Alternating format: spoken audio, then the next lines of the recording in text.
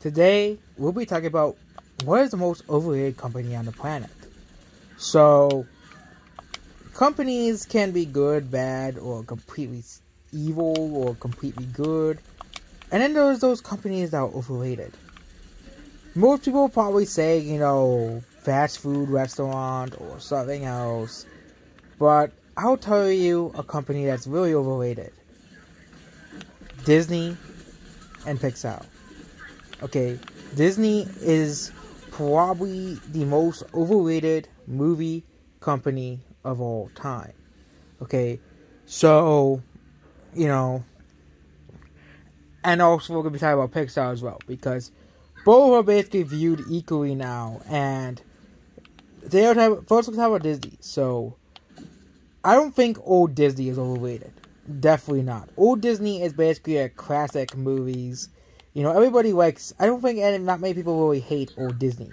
We're gonna be talking about modern Disney. Frozen, Encanto, Moana. Moana is actually good, but a lot of these movies received near perfect scores and all won awards. Yep, all of these movies won awards.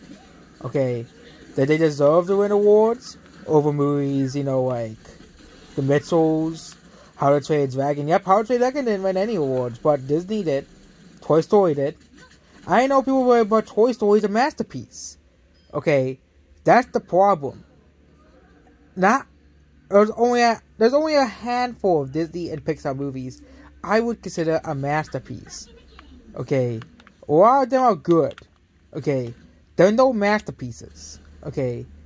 But the Disney fanboy the Disney fanboy way, is you have to like every Disney and Pixar movie that comes out, or else they'll tell you the same old things.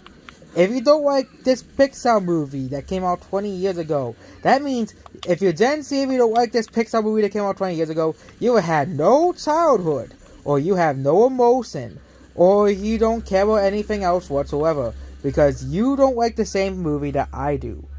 The fact that Disney movies, the Disney fanboys, are so unwilling to respect others' opinions is laughable as well. I said The Incredibles is overrated. That's simply what I said. This movie is overrated. And people got angry at me. Called me little kid because I didn't have the same opinion as them. Because Disney and Pixar fanboys can't accept that I don't like The Incredibles. Okay, I don't like Up. I don't like Frozen. I don't like Turning Red. And I found Encanto just okay. I found WALL-E just okay. And I found Up just okay. Disney movies are in the very definition of category of overrated. When people say overrated, they'll say, "Oh, I don't like this, so it's overrated." But the fact that Disney movies have such perfect scores on every review site as well. So let's compare Turning Red to The Mitchells versus The Machines, or of course Encanto. But Turning Red is made by a company that is feared by everybody, as makes nothing but masterpieces. And let's talk about Cars too, of course. That movie is just completely horrible to them. Okay, and that's considered the black sheep of Pixar. But every Pixar movie, according to the Pixar fanboys, is a masterpiece. And we can talk about Disney, but Disney really had a very rough era. Disney really only picked up back again because of Frozen. That very overrated movie that came out in 2013. That I remember used to be everywhere. That also got a sequel that everybody hated. But there are people who are starting to realize that Pixar is not the company that people say they are. Pixar did used to make hits back in the day. Ratatouille, Cars, and Finding Nemo, and Toy Story. All of these movies, I can view them as good. Some of them even masterpieces. But I don't consider all of Pixar's movies masterpieces. I don't hate I say The Incredibles is a bad movie. It's really mediocre. I only say that because I want to, so that if you have this certain opinion on The Incredibles, then you'll consider it wrong. The Incredibles is just a mediocre movie. That's why I felt. It felt mediocre and forgettable. It didn't feel like a movie that, oh yeah, I'm gonna remember all too much. Okay, but I have to remember it because everybody calls it a masterpiece. Okay, which means I can't really move on and say, oh yeah, this movie called The Incredibles, I found it was forgivable. Because if you tell these Pixar fanboys and Disney fanboys, you don't like The Incredibles, you don't like their movies that they grew up with, okay, they will basically throw a fit and a temper tantrum. Okay. Like, I don't like Mario Galaxy that much compared to other Mario games because of the motion controls. That is my opinion. I still think Mario Galaxy was a good game. Okay.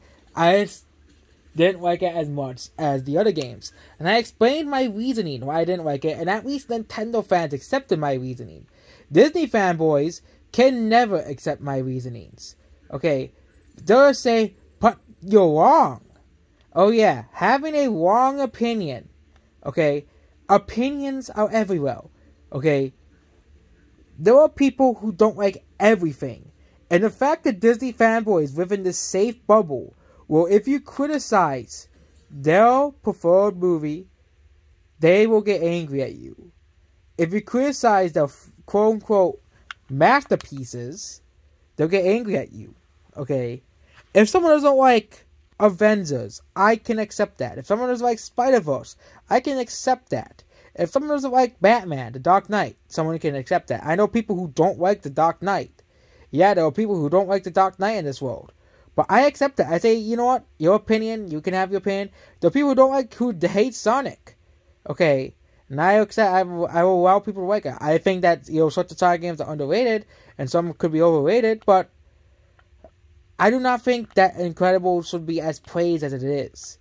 I think the only reason why Incredibles is praised as it is because of nostalgia. Because people grew up with it. And if people grew up with something, they'll have a bias towards it. And we all know that, which is proof of why we have some of the most overrated games and movies of all time, simply because of nostalgia. People are blinded by the nostalgia and will give everything a 10 out of 10 because they grew up with it. I do like things because of nostalgia. I don't think they're masterpieces. I think they're good. I think they're okay. Okay. And I think there are some movies that are overhated. Okay, like Cars 2. I think Cars 2 is overhated. But if you tell that to any Pixar fanboy, they will basically say, if you like Cars 2, you are cast out of our bubble. Because you have a different opinion than me.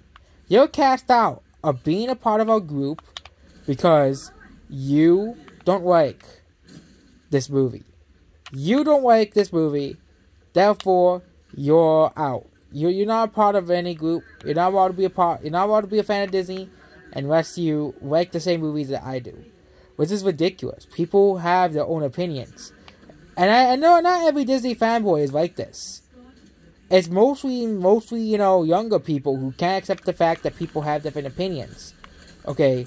It's everywhere. Okay? That's why, I hate Twitter. Because Twitter can get banned for having a different opinion than, the majority of people. Than, 2 people on Twitter and you get banned. Okay? People need to accept that other people have opinions. Especially you Disney fanboys. Because you guys are the problem. Okay? I simply posted that The Incredibles is mediocre. And, someone said I had no life. People will send death threats if you don't like a movie that is considered popular. And then, of course, it's a Pixar and Disney movie. And, yeah. And I'm not saying that every Pixar movie is overrated. Pixar has made some really good movies. Okay? Don't get me wrong about that. But Pixar has made some pretty overrated movies. Okay, Up and The Incredibles 1 and 2. Okay, both movies are very, very overrated, in my opinion. Okay, and I'll give my reasons now. Up is a very boring, generic kids action movie. Okay, with a very generic villain and a very generic message that, other films did better. But it's basically, save the animals, which I think Rio did a better message of save the world, save the environment than, you know, Up did. And of course, you have the thing that makes Up the most overrated movie of all time. The first 10 minutes of the movie. For the first 40 minutes of the movie.